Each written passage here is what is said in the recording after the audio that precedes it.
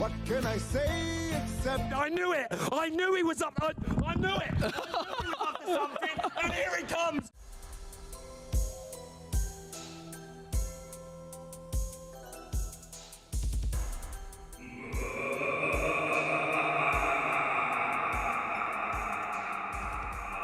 Hello and welcome back to Lorcana Villain. My name is Baker, and today we'll be taking a look at the top 16 deck lists from the Eurpoean Championship that took place very recently in Disneyland Paris. I had the distinct honour and pleasure of being allowed to cast this event alongside Spessy, Ed and Ross, which was an incredible honour. At the end of the video, I'm going to talk a little bit more about my experience. At the end of the video, I'm also going to finally do the draw for the giveaway for the Stitch gift set. Apologies that it's taken me so long to get round to that. And I'm also super sorry that I didn't get round to doing my Ultra Data before going away for Euros. I'll talk about more about that at the end, but I really want to give all of these deck lists their time in the spotlight. So we'll leave all that extra admin stuff for the end. Of course, I want to give a shout out to Cardmarket. A huge thank you to them for sponsoring the channel. If you're looking for Lorcana singles, then please check out Cardmarket. But yeah, I'm also absolutely knackered. As you can imagine, it was a long weekend, and then I had the pleasure of spending a couple of days in Disneyland Paris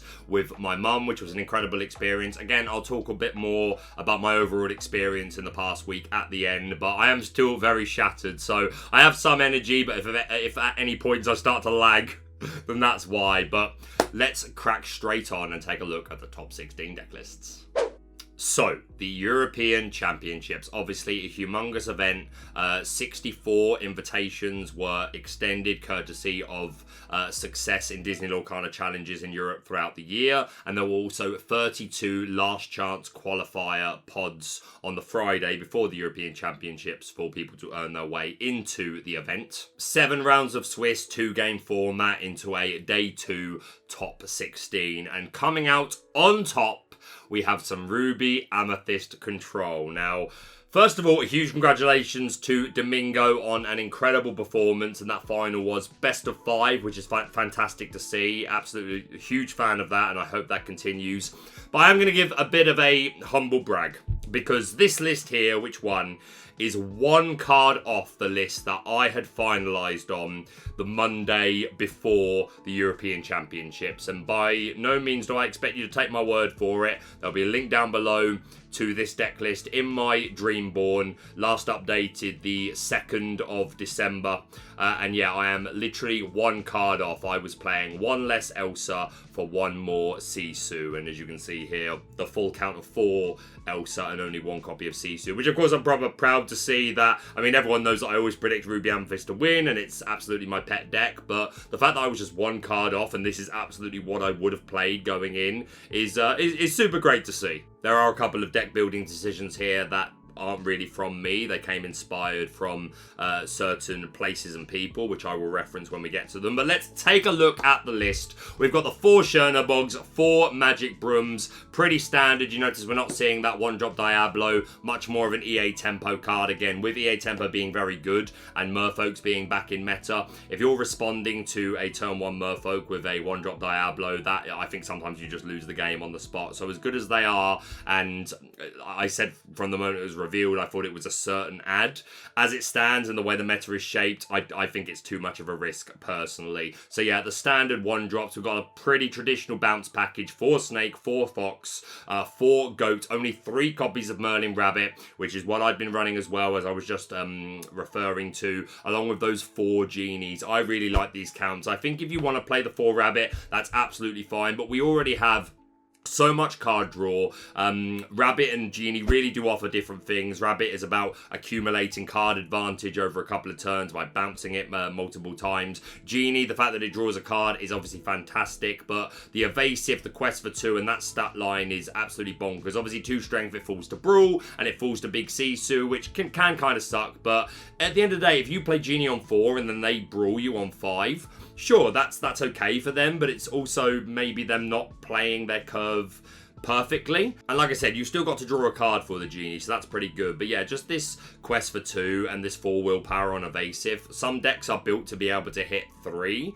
with an evasive because people are used to Diablo being at Cove as a worst case scenario, but the 4 willpower can really just make it that much harder to get over. But yeah, Genie has just proved to be an absolute force to be reckoned with, really speeding up the Amethyst decks, and like Emerald Amethyst benefits from it greatly, but Ruby Amethyst, it just gives us that bit more gas that we need in the early to mid game before we get to the point where we're able to play our ladies, our B preps, our Sisus, our way of really controlling the board, and like be able to chain together some goat bounces. So Genie is just such an incredible addition, which some decks can just really struggle to answer. So yeah, I've been enjoying this split of 3 Rabbit and 4 Genie. I think you need to see the Genie more often than not, especially if there are opposing Genies, because quite often your own is very important in being able to take out theirs. The Genie Wars have indeed begun. So yeah, I'm a big fan of these counts. The 4 Elsa was already seeing play as a great card, but with the Genies being so prevalent, they're an absolute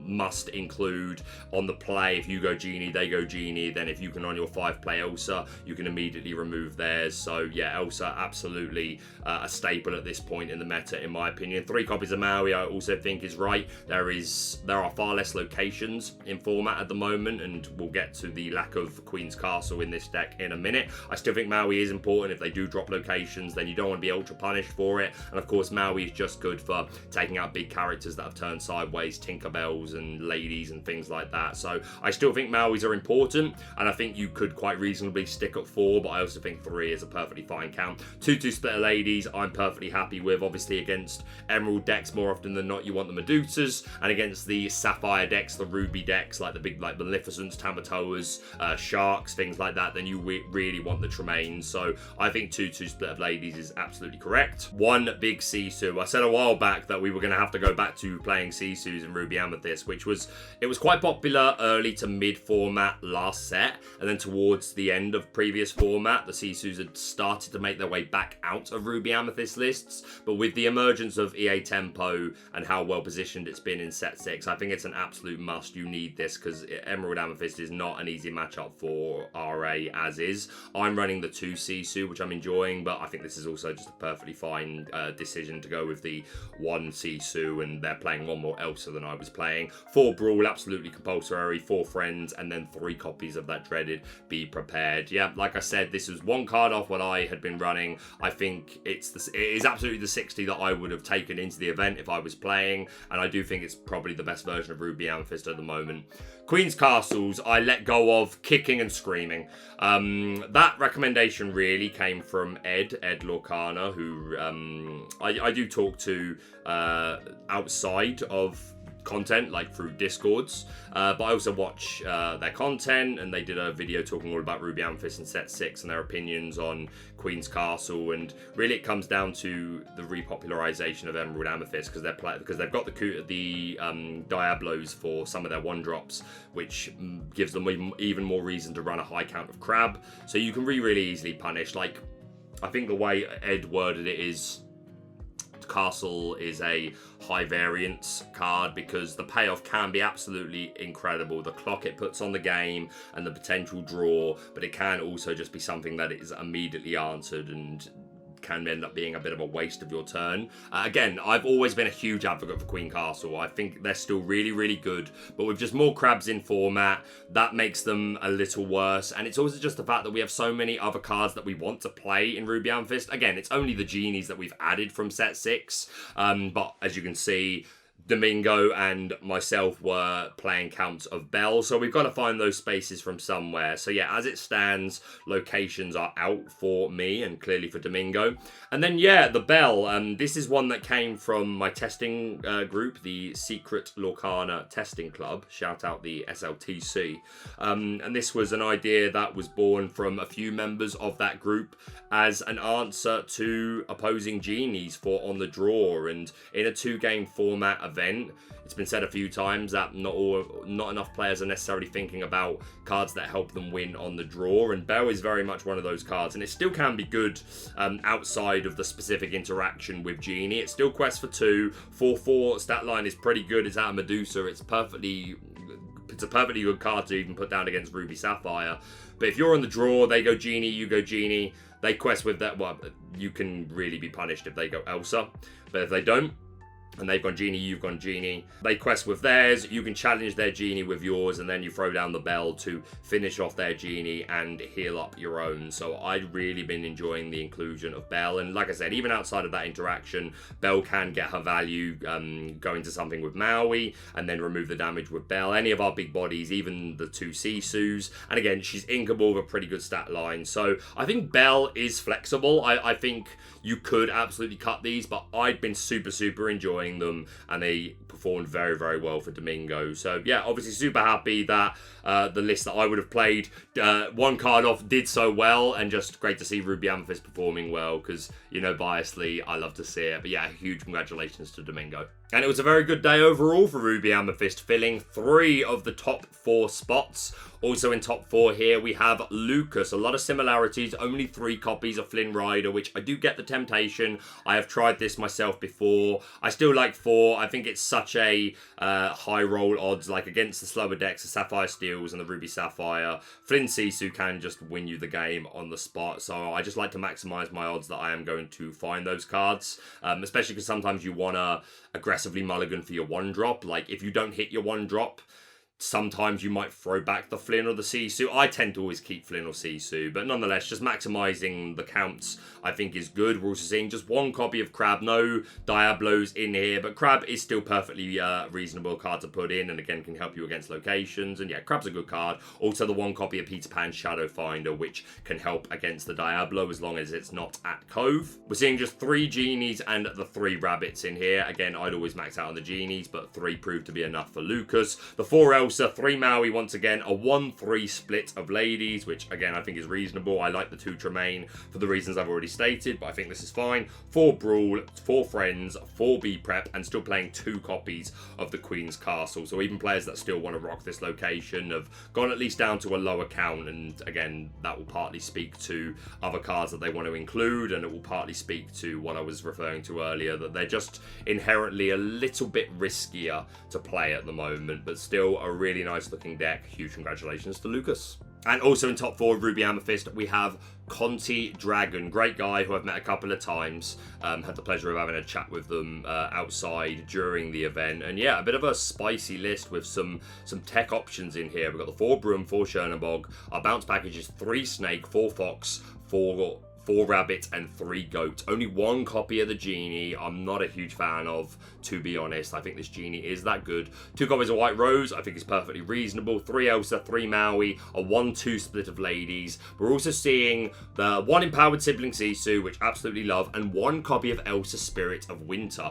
who I do really like. I just think if I was going to play the Floodborn, I would be maxing out on the 5th Spirits. It's not the end of the world. Like sometimes you won't even shift it. Like in those longer, like against Ruby Sapphire, those longer games, you do get to 8 ink quite a lot of the time, so it is quite reasonable to just play this without shifting. But yeah, I would like to see the 4th, 5th Spirit in here just to back up this Floodborn a little bit more, but I do like the inclusion of the Floodborn. 4 Brawl, 1 copy of Dragonfire, which I really like. A 3 B-Prep I do think is enough. I'm rocking just that many myself, and I think 1 Dragonfire is perfectly good. It's another card, because the thing is sometimes you don't even end up B-Prepping a full field, and sometimes you can have a bit of your field yourself, and they'll play something like a Tamatoa or a Shark, something that is must remove, and you don't always want to B-Prep. So I think the inclusion of 1 Dragonsfire is pretty good. At one point, I was testing Energy Blast, the new 7-cost uninkable, which is banish a character and draw a card, which I think is kind of spicy. But yeah, Dragon's Fire, a lot of the time is going to be preferable to be prepared. It has the advantage of not being sniped away by Ursula. So yeah, I like the inclusion. And Cont3 Drag0 still rocking 4 copies of Queen's Castle, which again, I've said my reasonings why I've cut them, but they are still incredible cards and perform very well for Cont3 Drag0 over the course of the event. So a huge congratulations to them. Going back to 2nd place, we have some EA Tempo. Just win the game. I was calling this person Michele over the course of the event, which we thought was right and still might be right. It could be Michaela. I apologise if I am saying your name wrong. My friend, but a fantastic accomplishment. 2nd place in the Eurpoean Championships. And yeah, EA Tempo gaining popularity throughout set 6. I think Artabax has the All-Father of EA Tempo, bow down to the All-Father, is very much one of the reasons for that, having a couple of really good runs in events with the archetype since set 6 began, and yeah, it seems really well positioned at the moment. And Artabax won a last chance qualifier on the Friday with EA Tempo, and Lorcana Decklists, who we'll get to soon, also won a last chance qualifier and actually made top 16, so we will get to his deck list soon. But yeah, this deck seeming really well positioned, and Michele here leading it all the way to second place. We've got the 4 Bog, 3 Broom, 4 Cursed Merfolk, and those 4 Diablos, 4 Crabs in here to back them up. 3 copies of Snake, just 1 Bonsai. A few of the EA Tempo players cutting these Bonsai or going down to lower counts. Artabax talks about how they're just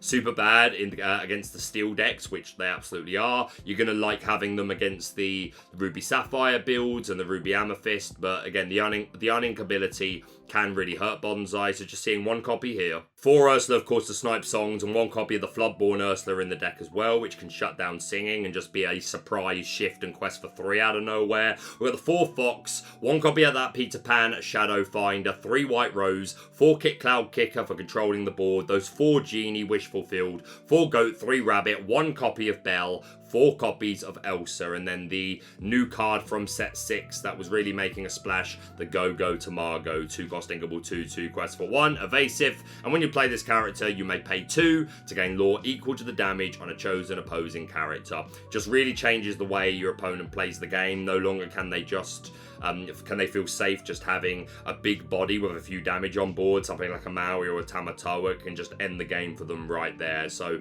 yeah, these Go-Go Tamagos, the providing an awful lot of value, and this deck just seems super good. It's really consistent. You should have, there's so many 1-drops here. You're so low to the ground. If you can open up 1-drop and then double 1-drop or even triple 1-drop in your first few turns against the slower decks, then like that can just be enough to win the game. And you've got these mid-game threats like the Genie. We've got Belle, who's well statted and can help you in the Genie Wars. This 1 Ursula coming out of nowhere to stop singing, or just a surprise quest for 3. EA Tempo just seems really, really good, and I highly recommend people go check out the Artabax's channel, the Artacast with Artabax and Lorcana Decklists, where they talk in a lot more detail about Emerald Amethyst. But yeah, a humongous shout out to Michele for second place. In top 16, we have Pupkin, also on some Emerald Amethyst tempo. 3 copies of Bonsai here, and we're seeing 2 copies of that Clarabelle 1-drop and 2 copies of the Floodborn to help us regain our hand. Also running 3 copies of Prince Philip, who's a 3-cost inkable, 3/2 quest for 2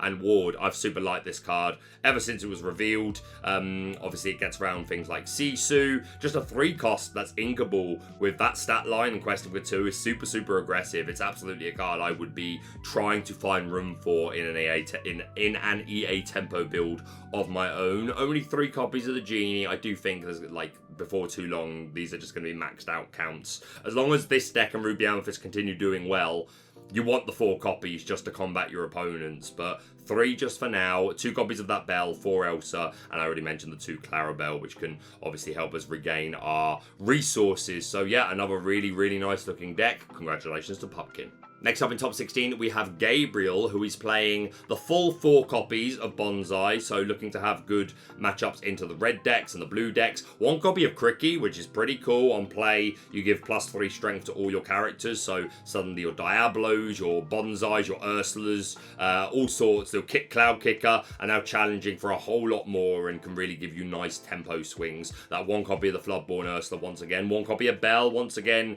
showing her face. 3 White Rose, 4 Kick Cloud Kicker. Only 2 copies of Rabbit. Does seem a little low, but we are seeing 4 Genie, so I like that. So yeah, another fantastic looking deck. EA Tempo seems really good at the moment. Congratulations to Gabriel. And the last EA Tempo list to take a look at is courtesy of Lorcana Decklists. Hey LD. Yeah, I'm so happy for him, man. Like, Lorcana Decklists I met. What event was it? I think it was set 3. It may have even been set 2. No, I think it was set 3. It was super early on. I had not done any casting yet at this point, and the channel was growing, but I still think we were under 1,000 subscribers at the time. So I was still relatively new. It was the same event where I met Pavel. Maybe not for the first time, but there were a few names there. Alphos, Earlmeister. But yeah, my first time meeting Lorcana Decklists, obviously I was familiar with them through their Twitter posts. And just the nicest guy, man. Like, I cannot say enough. And was so supportive of me and friendly to me before I had really achieved all that much. And like I said to him that my dream was to cast, and he was super nice, and like said they like he said, I really hope you get it, and I believed him when he offered me that support. So yeah, just a super nice guy and someone that I've had the chance to play test with in the past. So yeah, honestly, could not have happened to a nicer and more deserving person. And yeah, I gave him the biggest hug when I saw him. Once I heard that he'd made day 2 at the end of day 1, I gave him the biggest hug, and he was so emotional, and he was like, I don't even care what happens from now. Like, I'm so happy. And then he lost his top 16 match. And when I found out, I went down to give him a hug, and he was still like, whatever. Like, he was still so elated and just proud of the performance, which was so great to see. So yeah, LD, all the respect in the world, and yeah, genuinely couldn't have happened to a nicer and more deserving person. And brought some spice. I know he was playing Bell. I think in the last chance qualifier that he won, he was playing Bell, and me and him had been discussing Bell for some time leading up to the event. Decided to cut it for day 2, instead swapping to the Don Carnage. 5-cost Inkable 4/4 quest for 2, and Evasive, which, as well as being an answer to Genie and You Survive, and Diablo, is just such an, like, it is an answer and a question to ask of your opponent. It's just so hard to get around, and yeah, I really enjoy the inclusion of this Don Carnage, and it's a shame it never, because LD had a feature match. We did see it, I think it was inked, and the opponent did the classic, can I read that, which is always a mini victory in my eyes. So yeah, I don't think it actually hit the board, but you can absolutely see why the Don Carnage was included, and yeah, it's another card that I would be looking to include in EA Tempo build of my own. Also the Pegasus here, which along with the Merlin Crabs is another way to come out on top in the Genie Wars and help with Diablos and stuff like that. So absolutely love to see it. And 2 copies of Mother Knows Best, which if you go and watch the recent episode of Articast with LD and Artivax talking all about the event, LD says more than anything is as an answer to Shark, to be able to bounce that off the board and just win that race to game. So yeah, absolutely love the deck. Again, a huge congratulations to Lorcana Decklists. Really deserves it. Alright, going back to top 8, we have Zaraty. I don't know if I'm saying that right, but we're rocking some Ruby Sapphire with a couple of peculiar counts here. We've got 1 copy of Tipo, Growing Sun, who, no surprise to see Tipo, but just one does seem a little bit low. We've got just 1 copy of the Daring Visitor, and we can shift into 2 copies of the Empowered Sibling. We are an Ice Block variant, but we're not all in. Only 2 copies of that Ice Block, which of course can complement both the Sisus, the 2 copies of Madame Medusa, and only 3 copies of Brawl up in here. 4 Tamatoa, 4 Dragon. We've got the 4 Sail the Ezra at Sea to help us ramp and draw cards. Just 3 copies of Vision of the Future. I do think is low. I think this is such a good card in this deck. 1 copy of 1 Jump Ahead, which is being cut from a lot of Ruby Sapphire decks. Just, you want to minimize your songs to a degree against the green decks. How Far I'll Go is too good to not just play. Be Prepared is too good to not just play. We've got Pirate's Life here, which can at least be inked. But a lot of players deciding to drop the 1 Jump Ahead, but we're still seeing 1 copy here, but only 1 Tipo, so I suppose we've got to make up for that loss of ramp somewhere. We're also seeing 2 copies of Maui's Fishhook, but 4 Maui's, but no Sharks at all. But Maui's Fishhook is still a useful card, boosting strength to be able to take out locations and big bodies, and giving Evasive really helps you against the common evasives like Diablo, and of course the Genie that we're going to be talking about an awful lot. Genie will probably be brought up once a video for a while now, and it's another way of working with that. And again, it's an item which you can always justify items in this sort of deck. 1 copy of the Great Stone Dragon to help us ramp. No Fishbone Quills, which is a bit of a pattern at this point. A vast majority of the Ruby Sapphire decks choosing to cut those Fishbone Quills, just saying that no, How Far I'll Go and T-Pose, Sail the Ezra at Seas, 1 jumps, maybe a Great Stone Dragon or 2, 2, this is enough. We don't also need to deplete our hand with Fishbone Quill. I mentioned 3 copies of Pirate's Life, which you would expect to see alongside a Maui Shark build, but it's still perfectly reasonable to include. Just 1 copy of Lucky Dime, which is becoming very much normalized. 2 copies of Kuzco to be able to get rid of those locations and items. And yeah, you could play Hideaway, but I think Hideaway makes more sense if you're running a Shark build, and of Kuzco, of course, being a body that can just sit and quest and work with Dime. So yeah, a bit of a toolbox variant, trying to do a fair few things, but led them all the way to top 8, so gotta give them their credit. A huge congratulations to Zaraty.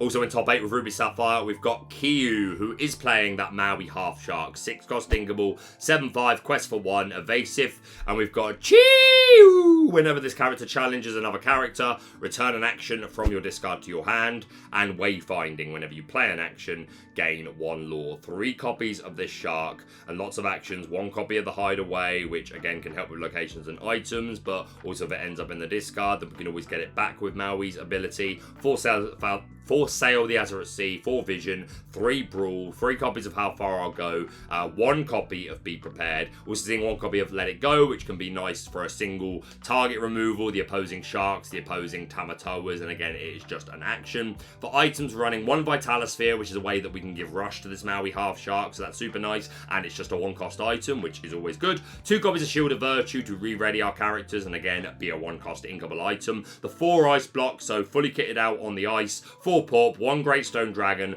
1 Lucky Dime, and for our other characters, 3 copies of the Daring Visitor and 4 Big Sisu, which sounds right to me. Just 2 Maui, I think is absolutely fair enough. 4 Tipo, everything else looking pretty traditional. So yeah, I really, really like this build. A huge congratulations to Kyuu. And our final Ruby Sapphire list in top 16, we have Kiyoshi123, otherwise known as Reese, a player from London, 2nd place at the first ever Disney Lorcana Challenge in Lille. And they were top seed after day 1 with a very interesting Ruby Sapphire list, which murmurs of this deck were making their way around the room for sure. But yeah, Reese is a great player and I love this deck. We are very untraditionally playing 3 copies of Flynn Rider. So the curve here is Porpsicle, Flynn, Sisu, and then McDuck Manor, which in the mirror, I think just wins you the game on the spot against in a lot of up against a lot of slower decks. This curve is going to be super, super scary. We are also a shark build, 3 copies of that shark, and we've got 3 Pirate's Life, 3 Be Prep, 3 How Far I'll Go, 3 Brawl, and the 4 Sail and Vision, 2 Maleficent Dragon, 2 Tamatoa. So we're leaning into that, leaning into those high-end big boss cards, but not all the way. Only 4 Porpsicle, only 4 items to benefit both Flavisham and Tamatoa, so we're not all in on that. But we're all in on Flynn being a way that we get a lot of our lore, and of course McDuck Manor and that Maui Half Shark can of course be very, very threatening. 2 copies of Medusa, 2 Maui. We've got 2 copies of Queen of Hearts here to answer those early aggro characters, 3 Tipo. Yeah, I absolutely love this deck. A less traditional build, and I said it a few times over the course of the event that we're getting to that point in Lorcana where it's no longer a given the 60 cards you will play in a deck. I think a lot of the skeleton of a deck is still pretty much spoken for, but there is room for expression and to go in slightly different ways. And yeah, Ruby Sapphire taking advantage of this Flynn Rider, I imagine a lot of players were not prepared for, no pun intended. So yeah, it looks good. My heart breaks for Reese. Their top 16 game, I don't think I've ever seen someone brick so incredibly hard. It was hard to watch. So I felt super, super sorry for him, but another incredible performance. I have no doubt at all that we will see Reese again in Top Cut at a huge event, and it would not surprise me to see them go all the way and eventually be known as a Disney Lorcana Challenge champion. So a huge congratulations to Reese on their performance. Going back to top 8, we have Swandai, I hope I'm saying right, with some Amethyst Steel, which a few players were murmuring about leading into this event as seeming like it was pretty well positioned. Super low to the ground, but with a couple of very cool mid-game threats that we can add. So we've got 3 Broom, 3 Chernobog, and 4 copies of Diablo, 2 copies of Crab to go along with those Diablo. We've got 3 copies of Calhoun, who proved to be a formidable threat over the course of the event. She can just check boards. The lore gain that you can get from her is really, really good, and that resist 1 can really make a tough to remove from the board. So Calhoun, fantastic. Of course, Mr. Smee has been one of the best 2-drops in the game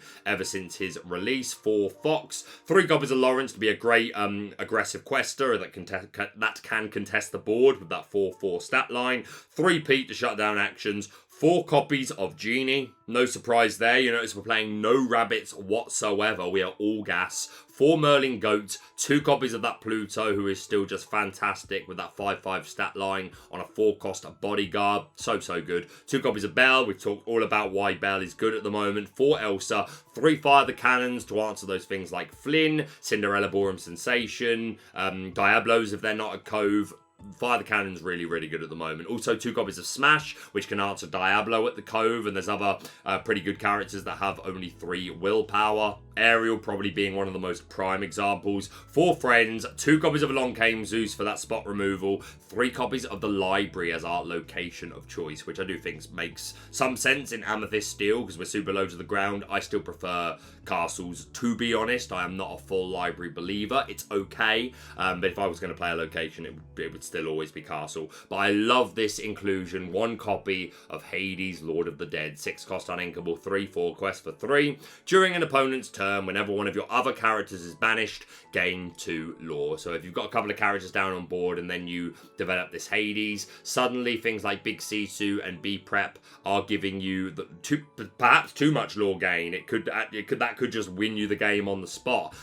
Taking away these common board wipes as answers, now they are just helping you win the game, and even if they're just challenging while you've got Hades on the board, then you are gaining that lore. So yes, he can be removed by Medusa, but the payoff can be super good. Again, it's absolutely a flex spot, but I love the inclusion and did very well for Swandai, leading them to the top 8. So yeah, fantastic looking deck. Congratulations to them.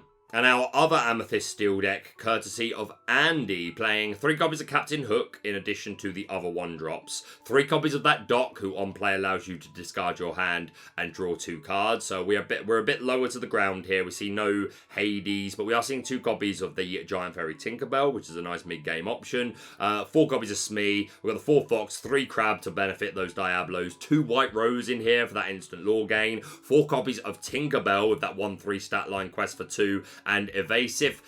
She kind of suffers by the fact that Genie is so good, Diablo's so good, decks are built to beat these cards. So there will be a lot of decks that can answer this Tinkerbell, but if they can't find the answer, great. And again, sometimes it's just about developing so many of these characters that they can't always have the Brawl or the Diablo. If you go like Tinkerbell into Genie, then quite often your opponent is going to have to prioritize, which is often going to be the Genie. So your Tinkerbell could end up making it out okay. So nice aggressive option. We're also seeing 2 copies of that big bad Gantu 5-cost Inkable 4/3 quest for 4. I know Spessie's a big fan of this card. I'm still not a complete believer, I'm not going to lie, but he is scary 100%. That's another reason to play Smash, which we also see in this deck, 2 copies. I mentioned the 2 Giant Fairy Tinkerbell as a nice mid-game option. 3 Fire the Cannons, 1 copy of Strength for a Raging Fire, which is a little random, but it's Inkable, and hey, why not?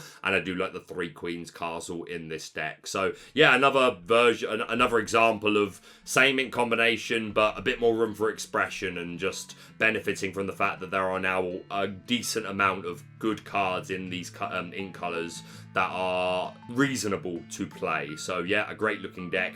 Congratulations to Andii. Next up in top 16, we have the first of our Emerald Steel decks. 2 Emerald Steels made it all the way to top 16, and the archetype was fairly well represented at the Eurpoean Championships. It's become quite obvious that Emerald Steel is a lot more popular in North America as opposed to EU, who tends to popularize EA Tempo a little more, but still a decent amount of players recognizing that this deck feels super good at the moment, and yeah, we see a great version here. The only thing I think is slightly questionable is the only 2 copies of Prince John. I think 3 is fine, but yeah, like Prince John is just a super scary card with this really aggressive discard package, the Hypnotize, the Sudden Chill that we don't talk about. Bruno, we're running Ursula, Deceiver of All to double sing these songs. We've got 2 copies of Anna here, so yeah, I would like to see at least 3 Prince John personally, but did very well for this player. We are seeing the 4 copies of Morph that can shift into the Tinkerbell, the Diablo,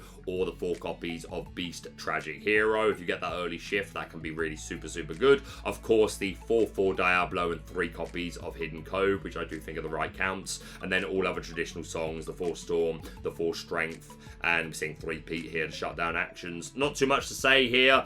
Make the opponent discard, hopefully draw a lot of cards in the process with Prince John. Control the board courtesy of your strengths, your storms, your Tinkerbells. Stop the actions with Pete and just get all the advantage you possibly can off of this devoted herald. So yeah, huge congratulations to NTM Fresk. And our other Emerald Steel list in top 16, we have Dzenan, who is no stranger to Lorcana success. They've made day 2 at 2 separate Disney Lorcana challenges. I can't remember which ones off the top of my head, but a player that's found a lot of success in DLCs, and a really nice guy. I got the opportunity to catch up with them over the course of the event and film them getting their playmat signed, which that footage will, if not shown in this video, will be shown in one in the future. But yeah, super nice guy and a really talented player. We're seeing 2 copies of the Muses here, which were absent in the previous deck list, and I probably should have highlighted that. Bit of a strange one to not include in my opinion, but Dzenan's still playing the 2 copies, just really good for controlling the board. Only 1 copy of Anna, 1 copy of Calhoun. We are running the 4 Morph with the 2 Tinkerbell and 4 Beast, and of course that 4/4 Diablo with 3 Hidden Cove. Traditional song package with the 3 Hypnotizes, 4 copies of Prince John. Yeah, another really super good looking list. And yeah, Dzenan has very much proved himself to be one of the best players in Europe in my opinion, and again, really nice guy. Always great to get the chance to catch up with him, so huge congratulations to you, sir. And our final deck list for the top 16, I am unfortunately missing one. My lists come from inkdecks.com, and there is one missing. I have tried to find that list through my own contacts, but I haven't been able to get it yet, and I need to get this video recorded and edited and uploaded. Well, I want to get this video done, so there is one deck list missing. So yeah, this will be the last one to look at, courtesy of Francis, with some SteelSong, which is another deck that a lot of players felt was really strong going into Eurpoean Championships. It was well represented, and yeah, it is still really strong. Just only 1 making it to day 2 in this particular event, but we know the variance of Lorcana that quite easily could have gone a different way. But yeah, Francis here performing very well with it. I'm very pleased to see 2 copies of the World's Greatest Criminal Mind, which I think is even better at the moment. Pluto is 1 card that has been added to these the list of characters that do fall to the World's Greatest Criminal Mind. So we can already talk about Maui Half Shark, Tamatoa, Maleficent Monstrous Dragon. Some people played the Simba in Steel. There'll be 1 or 2 other things that I'm missing off the top of my head, but yeah, this Pluto is a perfectly reasonable target for the World's Greatest Criminal Mind, while it still has that 5 strength, and it's inkable, and it's another song that you can find with Ariel, so you'll love to see it. We are running a Robin Hood shift line 4/4. We've got the Cinderella Ballroom Sensation. No Stout-Hearted is the only thing I'm not a huge fan of in this deck. I've been saying it for a long time. Any event that I'm going into where it is or could become open deck list, I always want at least the 1 Stout-Hearted, just so your opponent has to respect it to a degree in an open deck list field. But Francis choosing not to play it. Cinderella Born Sensations still absolutely worth the include, being able to sing these 3 or less cost songs. We're running 4 copies of Simba Future King, who on play allows you to draw a card and discard a card, so get rid of those uninkables that we don't need, those maybe multiple copies of A Whole New World. But more importantly, the reason he's here is because we're playing 4 copies of the Simba Pride Protector, 5 cost uninkable, 4/4, quest for 2, shift 3, and understand the balance. At the end of your turn, if this character is exerted, you may ready your other characters. And of course, it's another way that we can shift and sing A Whole New World, or Along Came Zeus if we so choose. He's got a nice stat line, 4/4 is perfectly respectable and questing for 2. But yeah, if we can have a big quest out turn and then shift the Fighting Prince, shift the Fighting Prince, this onto the Fighting Prince. I keep saying the Fighting Prince, I mean the Future King. I was so tired, man. Baker, in the past, you suck. Or even just quest or sing. Anyway, we can turn Simba sideways and then re-ready our other characters. That can be such an incredibly strong move. We've got 3 Pete, 2 Lawrence up in here. Those 4 Lilo escape artists who are really good against the red decks, being able to just consistently have something continue to come back to the board. And even if your opponent is able to answer this Lilo, then at least they are answering the Lilo and not just questing. So at least it demands a certain amount of their attention. And if they don't have the characters to consistently be able to answer this Lilo, then hopefully you eventually get it back onto the board and it stays there long enough for you to quest. 1 dock in here is super nice, and yeah, we are a whole new world variant and another really nice looking list. So a huge congratulations to Francis on top 16. And that is it for the top, technically 15 deck lists from the European Championship. So to talk about some admin now and experience over the event, there'll probably be a video playing right now as I yap a little bit. Yeah, man, what a year. Started this channel,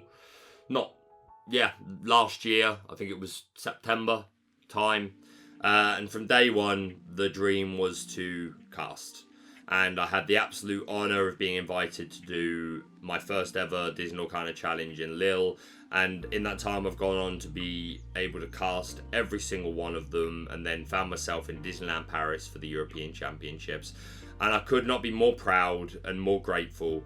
I never stopped taking it for granted. I do believe in myself. There is a certain level of self-belief and that, like, I believe I have something to offer, but it also comes with an awful lot of imposter syndrome, and I quite often can still doubt myself. I'm such a to and fro person, where 1 minute I can be ultra believing in myself and be like, yeah, you're damn right, I deserve to be here, and like I've put everything into this. And the next minute I'm like, why did they choose me? Why am I here? This is cringe. There are people that can do this better than me. I don't know, man. It's hard to put into words. But I'm just so grateful for the opportunities. A huge shout out to Ravensburger, a shout out to CSL, the production company, and everyone involved. A shout out to every player, everyone I've ever met at a Disney Lorcana Challenge, anyone that has said hello, that's come up to have a chat, that wanted a photo, that wanted something signed. You've changed my life. You really have. I'm the happiest I've been in a long time, and I'm just so grateful for the opportunities that I've been afforded. And it was just an absolutely amazing weekend. Again, super happy for people like Lorcana Decklists and Artabax, who are good friends, seeing them win their LCQ. And Harlan Sweet as well, another friend, someone I've had the pleasure of getting to know since the beginning of Lorcana, and they also found themselves into the main event and onto a feature match, which was great to see. Just great to see so many faces. I also want to give a couple of specific thank yous, but because I'm the worst person in the world and I'm so bad with names, I was determined to remember names for these thank yous, so I feel so guilty. So I'm so sorry, but hopefully you'll know I'm talking about you with what I'm about to say. But there are a couple of people, one person in particular who played in DLC Lille, made day 2, and I believe we had them on stream and I was casting their game. And they came up to me as I was walking around the hall and asked if I had time for a chat, which if I've ever got time for a chat, I will always do so. And please, if you ever see me and you want anything, a photo, a signature, a chat, please always ask. Even if I can't right then, I will do everything I can to make the time. But yeah, I had the time and we sat down and had a chat, and they were super nice and supportive, and like saying they'd been a long time viewer of the channel. And they gave me one of their Kuzgos and Baymaxes, the non-4 promos that they had won over the side events. I must have said, "Are you sure?" 100 times, and they showed me that they'd won a few over the course of the side events, and said to me that it was their way of giving back to me. And I made it clear that it was absolutely not necessary, that I just appreciate the support. If you're watching the content, interacting with the content in any way, then that's more than enough of a thank you as far as I'm concerned. But it was so lovely of them. So I, of course, did accept when I saw that they at least had copies of those cards to take home themselves. Otherwise, I would have point blank refused. But yeah, gifted me their Baymax and their Kuzco, which was so lovely of them. So a huge shout out to you. It was a pleasure having a chat. And someone else that I was chatting with in the corridor who got me to sign a couple of things, Matt included, and they gifted me a German Be Prepared because I've said I want one in every language. So now, as well as English, I have German now. So if I come to your country and you have a spare Be Prepared in your language, then your boy would appreciate it. But no, that was super cool. So thank you to you again. I'm so sorry that I'm forgetting names. But those were 2 interactions and like a lot of people that I met over the weekend. It was great to have a chat. Great to see old friends. I got to meet Dal Belindo from the US, which was fantastic to meet him and have a chat. I also got to meet Zan Zayed, who is obviously a star in Lorcana, and we actually found the time to have a game on the Sunday evening in the hotel, and I was very proud to 2-0 Zan Zayed. I am under no illusion. Zan is 100 times the player I am. I was on Ruby Amethyst, he was on Ruby Sapphire, and I opened Flynn Sisu both games in a row. But it was still, I was proud of it, and I feel a little bit better about saying this because I watched his latest podcast where we talked a bit about the event, and he said specifically that he wanted to find room to play as many people as possible because, you know, maybe if they were able to beat him, then that would give them the confidence boost they needed to perform well at their own events. So from that perspective, I don't feel so bad talking about it. Again, Zan's 10 times the player I am. But I also am fully of the belief that Zan Zayed is good enough that just a Flynn Sisu curve is not enough to beat him. Zan is not losing to every person that goes Flynn Sisu. I imagine that's happening a lot. And he's not someone who's going to complain. And in my opinion, Zan Zayed is still a player that is going to punish you for every misplay you make. And I don't know how good his hand was. I don't think he completely bricked. Like, he didn't go turn 1 pass. The popsicle came down. There was a Flavisham, but I drew fairly well. I had answers to his things. And again, just that Flynn Sisu curve can be enough to win you the game. So yeah, I was definitely very lucky in those games. But still, I was proud to pull off that 2-0. Again, I don't think Zan gives 2-0s away for free very easily. And we had a really nice chat during and after the game where he was super complimentary. And there's a little video that I'll pop up here of him doing something that I super appreciated and was an awful lot of fun. Be prepared. Hey! And yeah, great to see so many people, friends I've made throughout the year. Moyen, Kawa, Alphos, Earlmeister. Got to have a proper chat with Frank Carsten for the first time. I've chatted with him before. He came on the channel for an interview. But it was nice to have a sit-down face-to-face chat with Mr. Carsten and get a photo. And like so many names, friends, and like the experience was just absolutely incredible. And one thing that made it even more special for me and like probably the best long weekend of my life was I was able to take Mama Villain to Disneyland Paris. She came down on the Sunday evening. She travelled on her own. It required an awful lot of planning, and it's one of the reasons why I was so busy in the time leading up to leaving for Euros. And I didn't do the giveaway, which I'm going to do at the end of this video. I didn't do my Ultra Data. I had a lot of stuff going on, and a lot of it was trying to make it work so that Mum could come to Disneyland, because she had to do a long journey on her own, so I had to make sure every point in the journey there were accessibility and help for her to be able to get from A to B, because she can walk but not for long periods of time, and a number of other health issues. So it took a lot of organising to get her there, but it happened. So she came down the Sunday night, and then yeah, we spent Monday and Tuesday and Wednesday daytime in Disneyland Paris. We left Wednesday night and got home at like midnight on Wednesday. And the fact that I was able to do that for my mum was, yeah.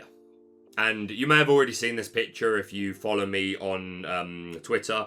And some people have now found my Instagram, so you might have also seen it there. But here is an official Mama Villain reveal if you have not seen, if you don't follow me on other socials.